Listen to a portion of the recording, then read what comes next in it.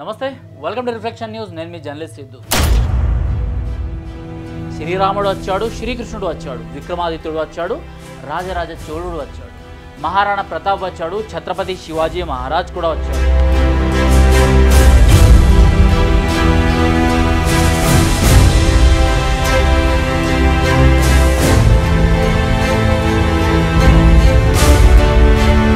మన దేశంలో ముస్లింలు హిందువుల్ని ఊచకోత కోస్తుంటే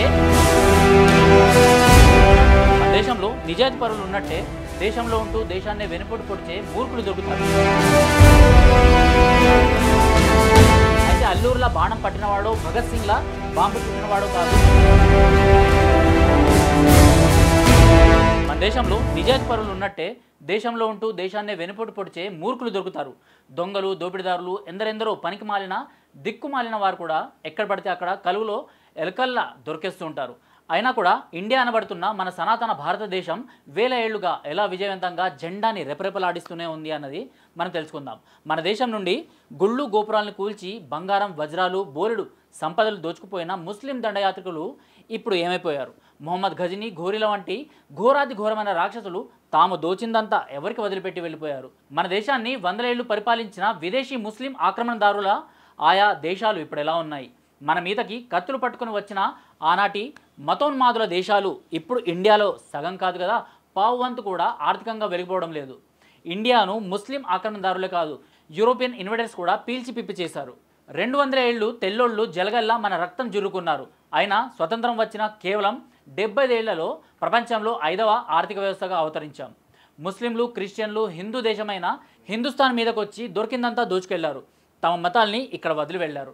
అయినా వేదకాలం నుంచి అప్రతిహతంగా కొనసాగుతూ వస్తున్న సనాతన ధర్మాన్ని అంతం చేయలేకపోయారు. ఎందుకు? ఈ దేశం ఎంతోమంది దగుల్బాజీలకు జన్మస్థానమైనప్పటికీ ఎప్పటికప్పుడు ఒకానొక పోరాట యోధుడికి కూడా మూలం అవుతూనే వస్తుంది. అదే మన సంస్కృతి గొప్పతనం. శ్రీరాముడు వచ్చాడు, శ్రీకృష్ణుడు వచ్చాడు, విక్రమాదిత్యుడు వచ్చాడు, రాజా చోళుడు వచ్చాడు. అలానే మహారాణా ప్రతాప్, ఛత్రపతి శివాజీ మహారాజులు కూడా వచ్చారు. భారత్ను మేం అనగదొక్కేశాం అనుకున్నప్పుడల్లా ప్రతి అలెగ్జాండర్కు సమాధానంగా పురుషోత్తముడు, ప్రతి మొహమ్మద్ ఘోరికి జవాబుగా పృథ్వీరాజ్ చౌహాన్, ప్రతి ఔరంగజేబ్కి ఒక ఛత్రపతి శివాజీ మహారాజ్, గురునానక్ లాంటి వీరులు కదం తొక్కారు. అలాంటి నేల ఇది. అలాంటిదే జరిగింది.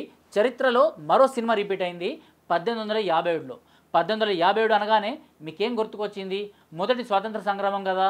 ఆ యుద్ధంలో ఝాన్సీ లక్ష్మీబాయి లాంటి ఎందరో భారతీయ వీరమణులు తెల్లోడికి సాహసం అంటే ఏంటో రుచి చూపించారు. ఓడించినంత పని చేశారు, కానీ గెలవలేకపోయారు. భారత్ నేరుగా బ్రిటన్ రాణి పాలనలోకి పోయింది. బానిసత్వంలో కొత్త అంకం మొదలైంది. ఇక 1857 తర్వాత బ్రిటిషర్లని ఇండియన్స్ రాజ్యాలు, సంస్థానాలు ఎదుర్కోలేదు. సామాన్య ప్రజలే వీధుల్లోకి రావడం మొదలైంది. ఒక అల్లూరి మొదలు ఒక భగత్ సింగ్ వరకు ఎవరికి వారు ఎక్కడ పడితే అక్కడ తిరగబడ్డం, పోరాటం సాగించారు. అదిగో అటువంటి భారత స్వాతంత్ర సంగ్రామపు రెండో తరం పోరాట యోధుడే సర్ శంకరన్ నాయర్.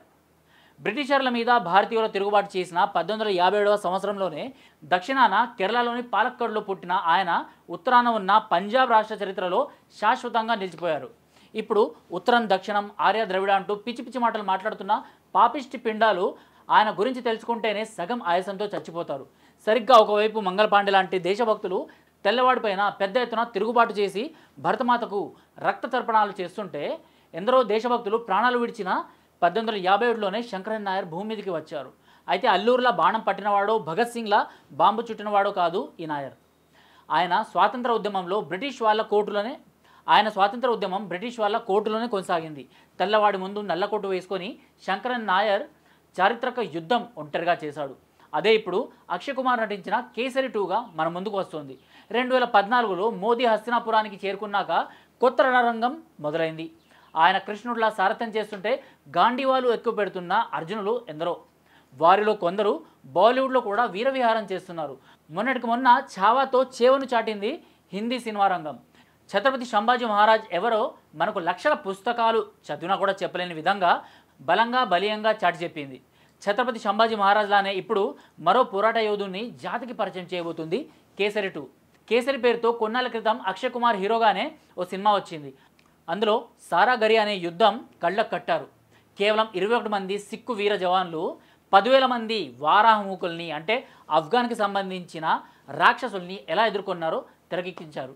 ఇప్పుడు కేసరి 2 సినిమాతో జలియన్వాలా బాగ్ ఉదంతం మరోసారి చర్చకు రాబోతుంది. ఏప్రిల్ 1919లో అసలు ఏం జరిగింది మనందరికీ అంతో ఇంతో తెలిసే ఉంటుంది. జలియన్వాలా బాగ్లో ఓ మీటింగ్ జరుగుతుంది. అమాంతం అక్కడికి జనరల్ డయ్యర్ వస్తాడు. తన సైనికులకి చెప్పి విచక్షణ రహితంగా కాల్పులు జరిపిస్తాడు. వేలాదిగా పాల్గొన్న ఆ సమావేశం భారత్కు స్వాతంత్రం కావాలని, కానీ కనీసం హెచ్చరికలు గాల్లో కార్పులు జరపకుండానే బుల్లెట్ల వర్షం కురిపిస్తాడు నరరూప రాక్షసుడు డయ్యర్. 1600 కంటే ఎక్కువ రౌండ్స్ కాల్పులతో అక్కడి వాతావరణం దద్దరిల్లింది. చూస్తుండగానే కొద్ది నిమిషాల్లోనే వేలాది ప్రాణాలు గాల్లోకి వెళ్ళిపోయాయి. 10-11 ఏళ్ల పిల్లల్ని కూడా గురి చూసి కాల్పులు జరిపాడు ఈ రాక్షసుడు డయ్యర్. జలియన్వాలా బాగ్ మారణకాండ తర్వాత డయ్యర్ చేసింది తప్పే కానీ నేను అతన్ని క్షమిస్తున్నాను అన్నాడు గాంధీ మహాత్ముడు. ఇప్పటికీ మనమంతా భ్రమిస్తున్నట్లు అహింస చాలా గొప్పదని ఆనాటి వారు కూడా నమ్మేవారు. ఎవరిని నమ్ముకున్నా గాంధీ ఆయన చుట్టూ ఎకోసిస్టమ్ నాన్ వైలెన్స్ తప్ప మనకు వేరే దిక్కు లేదని తెగ ప్రమోట్ చేసేవారు. అటువంటి స్థితిలో ఒక ఆయన గాంధీకి వ్యతిరేకంగా నిలబడ్డాడు. అతనే శంకరన్ నాయర్. శంకరన్ నాయర్ గాంధీ అండ్ అనార్కీ అంటూ ఒక బుక్కే రాశాడు. మరి అటువంటి గాంధీని విమర్శించిన రచయిత, న్యాయవాది, జాతీయవాది, దేశభక్తుల్ని నెహ్రూ కాంగ్రెస్ ప్రమోట్ చేస్తుందా? చేయదు. గాంధీకి నెహ్రూకి ఎదురు తిరిగిన వాళ్ళంతా చరిత్రలో చోటు కోల్పోవాల్సిందే. బోస్ అయినా, అంబేద్కర్ అయినా, భగత్ సింగ్ అయినా, చివరకు మన కాలపు పివి నరసింహారావు గారైనా. అదే జరిగింది శంకరన్ నాయర్ విషయంలో కూడా. ఆయన కాంగ్రెస్ పార్టీకి 1897లో జాతీయ అధ్యక్షుడయ్యారు. కాంగ్రెస్కి నాయకత్వం వహించిన తొలి మలయాళీ నేత కూడా శంకరన్ నాయరే. మరి ఆయన గురించి ఎప్పుడు సోనియా అయినా, రాహుల్ అయినా, ప్రియాంక వాడ్రా అయినా మాట్లాడరే. అసలు రాహుల్కి శంకర్ నాయర్ అంటూ ఒక ఆయన ఉన్నారని ఇప్పటికైనా తెలుసు అనుకుంటారా? ఇప్పటికీ మీరు కేరళకు వెళ్ళి ఆ రాష్ట్ర కాంగ్రెస్ ప్రధాన కార్యాలయం చూస్తే ఇంద్రమ్మ పేరుతోనే కనిపిస్తుంది. కేరళలో శంకర్ నాయర్ పేరు మీద ఒక్క బిల్డింగ్ కూడా ఏర్పాటు చేయని హస్తం పార్టీ ఢిల్లీలో ఆయనకు చోటు కల్పిస్తుందా? శంకరన్ నాయర్ మాతృభూమి కేరళలోనే. ఆయనంటే ఎవరికి తెలియదు. కాంగ్రెస్ ప్రభుత్వాలు, కమ్యూనిస్ట్ ప్రభుత్వాలు విజయవంతంగా ఆయన పేరుని హిస్టరీ నుంచి డిలీట్ చేశాయి. ఆయన గాంధీ గారి అరాచకాలు అంటూ బుక్ రాస్తే నెహ్రూ వారసులకి తిక్కర కదా. అందుకే శంకరన్ నాయర్ను సైడ్ చేశారు, పిచ్చ లైట్ తీసేసుకున్నారు. కానీ మన అదృష్టం కొద్దీ బాలీవుడ్ సినిమా దర్శక నిర్మాతలు హీరో అక్షయ్ కుమార్ మాత్రం అలా వదిలేదు. వారి కృషి ఫలితమే మనం మర్చిపోయిన, మన తరఫున వాదించిన మన లాయర్ శంకర్ నారాయణ్ జీవిత చరిత్ర కేసరి 2ని తప్పక చూడండి. రేపటి పౌరులైన ఈనాటి విద్యార్థులకు కూడా చూపించండి. అయితే ఇంతకీ అంత గొప్ప పని శంకరన్ నాయర్ ఏం చేశారంటారు? వృత్తిరీత్యా న్యాయవాది అయిన శంకరన్ నాయర్ భారత్కు సంపూర్ణ స్వాతంత్రం కావాలని కోరిన వాళ్ళలో ఒకరు కాదు. చాలామందిలానే ఆయన కూడా, కాంగ్రెస్ తొలితరం నాయకులు చాలామందిలానే ఆయన కూడా బ్రిటిష్ డొమినియన్గా ఇండియా ఉంటేనే బాగుంటుందనేసి ఆయన భావించేవాళ్ళు. అందుకే అప్పటి మద్రాస్ కోర్టులో కీలకమైన అడ్వకేట్ జనరల్ స్థానంలో ఆయన ఉండేవాళ్ళు. బ్రిటిష్ జడ్జిలతో కలిసి పనిచేసేవాళ్ళు. అయితే ఎగ్జిక్యూటివ్ కౌన్సిల్ అంటే ఈనాటి కేంద్ర మంత్రులానే అనుకోవచ్చు. శంకరన్ నాయర్ 1919 వరకు వైస్రాయ్ ఆస్థానంలో దేశ విద్యాశాఖ మంత్రిగా ఉండేవాళ్ళు. కానీ జలియన్వాలా బాగ్ మారణకాండ ఆయన మనసుని మార్చేసింది. 1919 నాటికి బ్రిటిష్ వారు మన దేశ పౌరుల్ని 5 లక్షల మందిని మొదటి ప్రపంచ యుద్ధంలో వాడుకున్నారు. వారిలో 74,000 మందికి పైగా బ్రిటన్ కోసం ప్రాణాలు పోగొట్టుకున్నారు. అయినా తెల్లదొరలు ఒక చిన్న థ్యాంక్స్ కూడా చెప్పలేదు. కానీ అహింసావాది అయిన మన మహాత్మా గాంధీ అప్పట్లో ఏమని నమ్మేవాడో తెలుసా? ఇండియన్స్ని బ్రిటిష్ తరఫున తమకు సంబంధం లేని యుద్ధాల్లో పాల్గొని ప్రాణాలు పోగొట్టుకుంటే లండన్లోని పాలకుల మనసు కరిగి ఎప్పుడైనా ఒకసారి స్వాతంత్రం ఇస్తారని భ్రమించేవాడు. అందుకే ఒక చెంప మీద కొడితే మరో చెంప చూపెట్టాలన్నాడు మహాత్ముడు. మన దేశంలో ముస్లింలు హిందువుల్ని ఊచకోత కోస్తుంటే కామ్గా ఉండండి అని చెప్పిన పెద్ద ఆయన బ్రిటిష్ వారికి యుద్ధంలో సైనికులు అవసరమైతే మాత్రం ఇండియన్స్ని గన్నులు పట్టుకోమన్నాడు. గాంధీ అహింస అంటే తెల్లదొరల కోసం చంపటం లేదా చావటం. గాంధీకి అరాచక సిద్ధాంతం అర్థమైంది కాబట్టే శంకరన్ నాయర్ 1922లో గాంధీ అండ్ అనార్కీ అనే పుస్తకం రాశారు. అయితే ఆయన జీవితంలో అది అసలు ఘట్టం కాదు.